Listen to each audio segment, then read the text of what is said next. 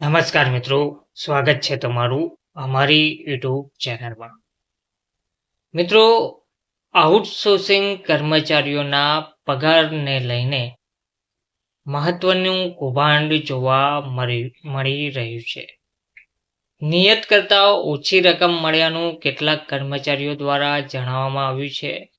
સોગંદનામું પણ કરવામાં આવ્યું છે. આઉટસોર્સિંગ કર્મચારીઓના પગારમાંથી કરોડોની કટકીનું એજન્સીઓનું કૌભાંડ જોવા મળી રહ્યું છે. વર્ષ 2015થી 2021 સુધી સરકારે એજન્સીઓને ચૂકવેલી રકમની તપાસ કરવા પણ માંગ કરવામાં આવી રહી છે. વિગતવાર માહિતી જોઈએ તો રાજ્યના વિવિધ સરકારી વિભાગોમાં આઉટસોર્સિંગથી હજારો કર્મચારીઓને એજન્સીઓ દ્વારા કામગીરી માટે રખાતા હોય છે. તેમાં કેટલીક એજન્સીઓ દ્વારા કર્મીઓને પગાર ચૂકવવામાં કરોડો રૂપિયાનું કૌભાંડ થયું હોવાનો દાવો કરવામાં આવી રહ્યો છે. વિસ્તૃત તપાસ કરવા સરકારને આવેદનપત્ર પણ અપાયું છે. આઉટસોર્સિંગ કર્મચારીઓને પગાર ઓછો અપાયો તે બદલ બે જવાબદાર અધિકારી સામે કાર્યવાહી કરવા પણ માંગ કરવામાં આવી છે.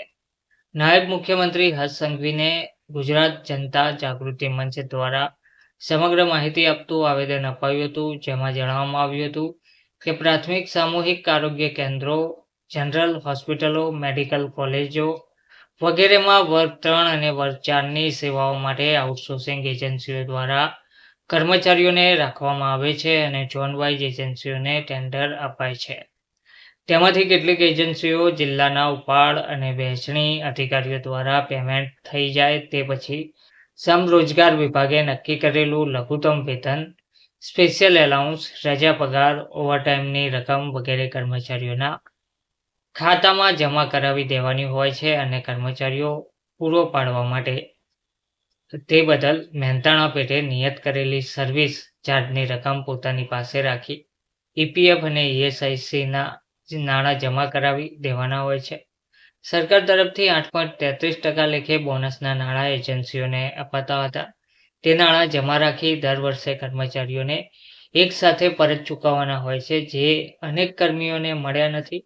તેનો હિસાબ 2015થી લઈને 2021 સુધીનો એજન્સી દીઠ મંગાવાય તો મોટું કૌભાંડ બહાર આવે તેવું જોવા મળી રહ્યું છે.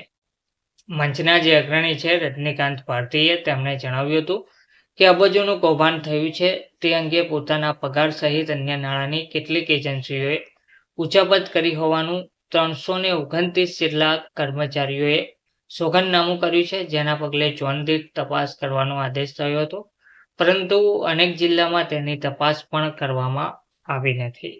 ધન્યવાદ.